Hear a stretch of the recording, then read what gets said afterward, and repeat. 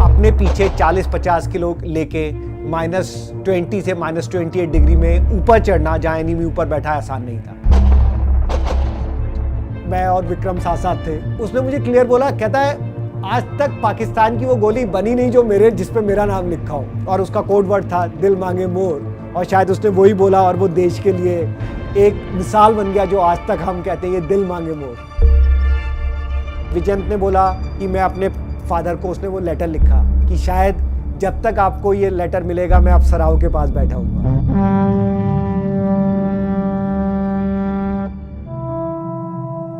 मेरा नाम कैप्टन अखिलेश सक्सेना है और ये मेरा सौभाग्य था कि कारगिल की लड़ाई में मैंने अपने ट्रूप्स को लीड किया था और टोलोलिंग की जीत में एक अहम भूमिका निभाई थी।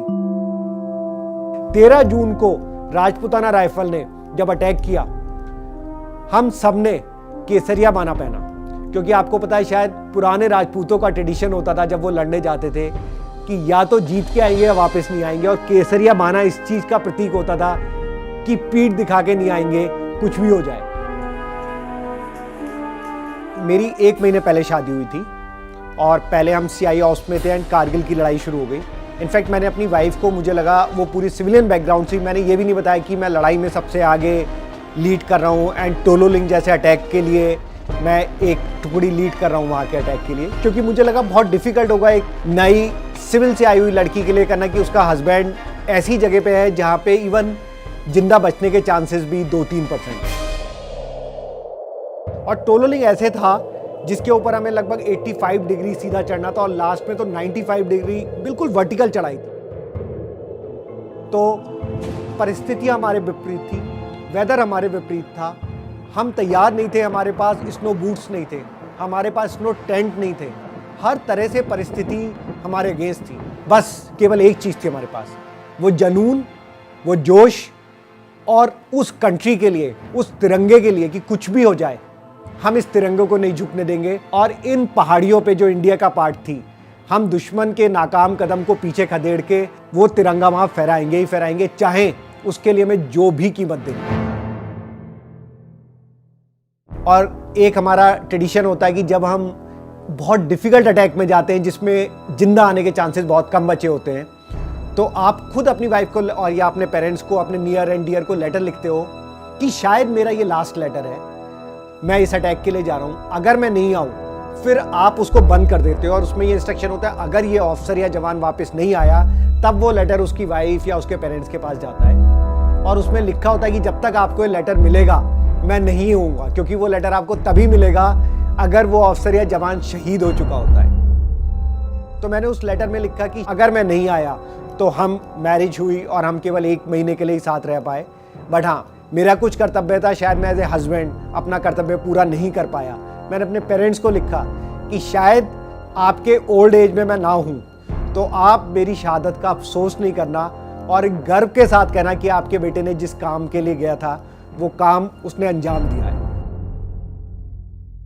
क्योंकि एकेडमी में हमें एक चीज़ सिखाई जाती है और जो शायद हमारे अंदर बस जाती है, वो ये है, मेरा देश सबसे ऊपर है हमेशा और हर बार, उसके बाद मेरे जवान जिनके लिए मैं रिस्पॉन्सिबल हुआ, मेरे साथी, और सबसे लास्ट में मेरी अपनी वेलफेयर और मेरी अपनी सिक्योरिटी हमेशा और हर बार।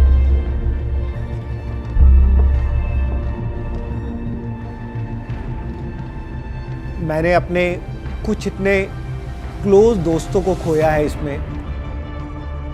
और जैसे जब हम 2 राजपूताना राइफल जब हम अटैक करने जा रहे थे टोलोलिंग के ऊपर, तो उससे एक शाम पहले जहाँ पे हमारा फार्म बेस होता है, मतलब वो पहाड़ी की आड़ में होता है, जिस समय भी हमें अटैक करना पड़ेगा, डायरेक्ट एनिमी फायर नहीं कर सकता, तो हम वहाँ बैठ के अपनी पूरी प्लानिंग कर रहे थे। और हम ऐसे बात कर रहे थे तो विजयंत ने ऐसे बोला कि कल पता नहीं कौन होगा कौन नहीं होगा, राइट, क्योंकि सबको पता है कि हम एक ऐसे अटैक के लिए जा रहे हैं, आएंगे नहीं। सो मेजर विवेक गुप्ता थे जो एक तरफ से अटैक लीड कर रहे थे, उन्होंने बोला नहीं, हम सब होंगे और हम कल रात को या परसों रात को, जिस दिन भी, हम साथ बैठ के ड्रिंक करेंगे और डिनर करेंगे और इस जीत को सेलिब्रेट करेंगे। जो मैं आपको बोल रहा हूँ निश्चय कर अपनी जीत का, वो बहुत क्लियर था। लेकिन टोलोलिंग की लड़ाई में जो सबसे बड़ी कैजुअलिटी मेजर विवेक गुप्ता ये लीड कर रहे थे, बहुत पास पहुंच गए थे बंकर के, हम लोग दूसरे डायरेक्शन से आ रहे थे, तब उन्हें गोली लगी और वहीं पे वो वीरगति को प्राप्त हो गए। इतना डिफिकल्ट था हम सबके लिए कि जो अफसर हमारे साथ बैठा है, हम एज ए दोस्त हैं और सडनली वो हमारे साथ नहीं है। बट उस समय भी आपको रुकना नहीं है, आपको ये निश्चय करना है कि जिसने मेरे इस कॉमरेड की या उसके लिए जान ली है, मैं किसी भी तरह उस उद्देश्य को पूरा करूंगा, क्योंकि वो एक उद्देश्य के लिए जा रहा था।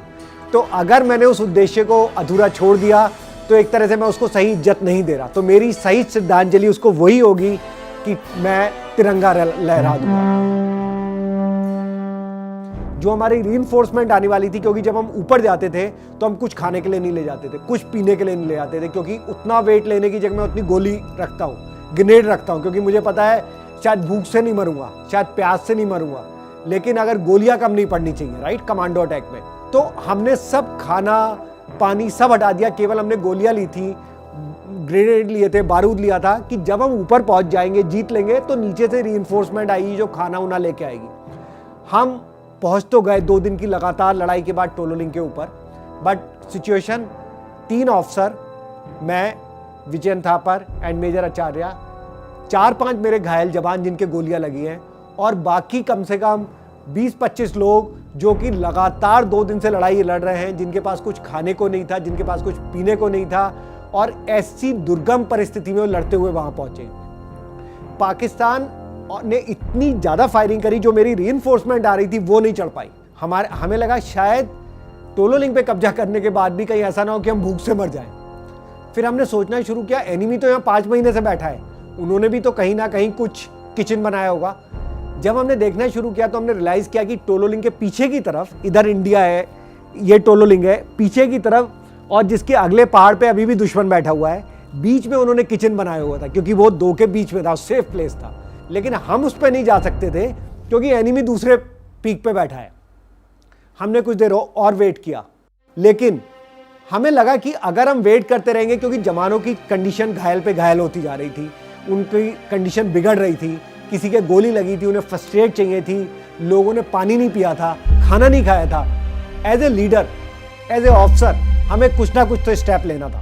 तो मुझे याद है, मैंने और विजयन, हम 2 यंग ऑफिसर थे, हमने डिसाइड किया कि हम एनिमी किचन पे जाएंगे और एनिमी हमारे ऊपर गोली चलाएगा, बट हम अपने साथ स्मोक बम लेके जाएंगे। अगर खाने से भूख से मर के अच्छा कि लड़के मरे, तो हमने डिसाइड किया हम ये करेंगे। और हम 2 लोगों ने पीछे हैबरसैक पहन के नीचे की तरफ चलना शुरू कर दिया, दौड़ना शुरू कर दिया।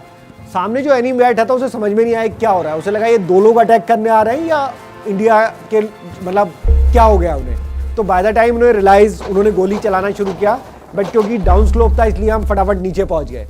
नीचे जाके हमने देखा जो उनका किचन था उसके अंदर हलवा बना रखा था, उसके अंदर पूरियां रखी थी, उसके अंदर काजू बादाम रखे थे, कराची का हलवा था, क्योंकि उन्हें पूरी उम्मीद थी कि इस बार भी वो जीतेंगे और उसके बाद वो उसको सेलिब्रेट करेंगे। बट वो शायद सेलिब्रेशन इंडियन ट्रूप्स के में थी। हमने उन लोगों को कॉल किया, अपने लोगों को, कि एनिमी के ऊपर गोलियां चलाओ, क्योंकि थोड़ा तो पीछे होंगे, और हम बहुत सारे स्मोक बम लेके गए थे। तो हमने ऊपर की तरफ दौड़ना शुरू करा और स्मोक बम करा।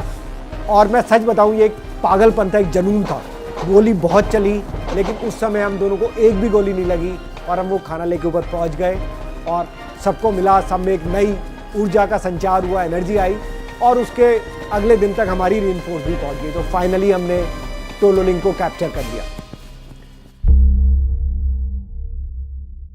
हम लोग कारगिल के लिए जब एक दिन बचा था, जब हमने फर्म बेस बना लिया था, तो हम एनिमी के काफी पास थे, और वो तो हम इतने क्लोज आ गए थे कि अगर वो लाउड स्पीकर से बोलते थे तो हमें सुनाई पड़ता था। तो जब उन्हें देखा हम काफी पास आ गए, तो जो उनका लीडर था, मैं नाम नहीं बोलूंगा, मेजर थे पाकिस्तानी आर्मी के, पहले उन्होंने बड़े उससे बोलना शुरू करा, आप लोग वापस चले जाओ और कश्मीर को हम लेके रहेंगे, आप लोग अपनी जान इसमें मत दो, आप वापस चले जाओ, हमारी आपसे कोई दुश्मनी नहीं है, लेकिन अगर ऊपर आओगे तो आप में से एक जिंदा वापस नहीं जाएगा। तो इतनी खुले बात होती, तो हमने उसे चैलेंज किया कि अगर तुमने यहाँ पे आके सबसे बड़ी गलती करी है, तुम आ तो अपनी मर्जी से गए, बट तुम में से कोई वापस नहीं जाएगा। सो जब हमने टोलोलिंग जीत लिया था, उससे अगले अटैक के लिए विक्रम बत्रा वहाँ से 0.5140 के लिए था। तो उस रात मैं और विक्रम साथ साथ थे। तो हम बहुत मतलब, क्योंकि हमें भी पता था हम ऐसी सिचुएशन में हैं, तो मैं और विक्रम मतलब काफ़ी बात कर रहे थे कि एनिमी ने पता नहीं वहाँ पे क्या क्या करके रखा हुआ है। और मैं विक्रम को बता रहा था कि हम वहाँ फंस गए थे, तो हमने एनिमी के उससे हलवा खाया था है। तो विक्रम बत्रा ने मुझसे बोला, सर आपने वहाँ पे हलवा खा लिया और हम नहीं खा पाए, अब मैं इंश्योर करूँगा कि 0.5140 हम जीते तो पक्का इन्होंने वहाँ पे भी बना के रखा होगा, तो हम तो अपनी पार्टी 0.5140 जीतने के बाद वहीं करेंगे। उसने मुझे क्लियर बोला, कहता है आज तक पाकिस्तान की वो गोली बनी नहीं जो जिस पे मेरा नाम लिखा हो, तो मुझे तो कुछ हो नहीं सकता। तो he was like, Vikram was daredevil कि कुछ भी हो जाए मुझे कुछ नहीं हो सकता, और वो हमेशा आगे बढ़ जाता था। तो और उसका कोड वर्ड था दिल मांगे मोर। तो उसने बोला कल आप नीचे होगे, मुझे सपोर्ट कर रहे होगे आर्टिलरी फायर से, जब मैं वहाँ पहुँचूँगा मैं यही चिल्लाऊँगा ये दिल मांगे मोर। और शायद उसने वही बोला और वो देश के लिए एक मिसाल बन गया जो आज तक हम कहते हैं ये दिल मांगे मोर।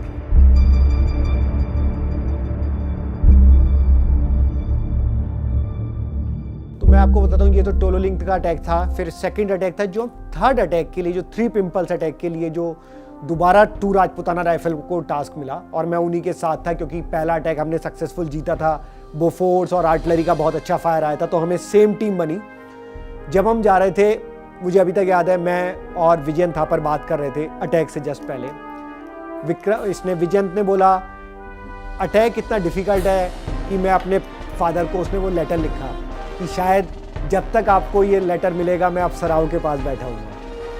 हम सब ने, मेजर आचार्य ने अपनी वाइफ को लेटर लिखा, हम सब ने दोबारा, क्योंकि वो टोलोलिंग जैसा अटैक था जिसमें बहुत डिफ़िकल्ट था, क्योंकि एनिमी 3 पिंपल्स थे, 3 पीक थी ऐसे करके, उनके ऊपर बैठा हुआ था और पीछे से पूरी सपोर्ट थी, हर पीक पे ऐसे चलना था। और हमें पता था कुछ भी हो कैजुअल्टी होगी। अगेन छोटे छोटे ग्रुप बने थे जो अलग तरीके से उस पर चढ़ रहे थे।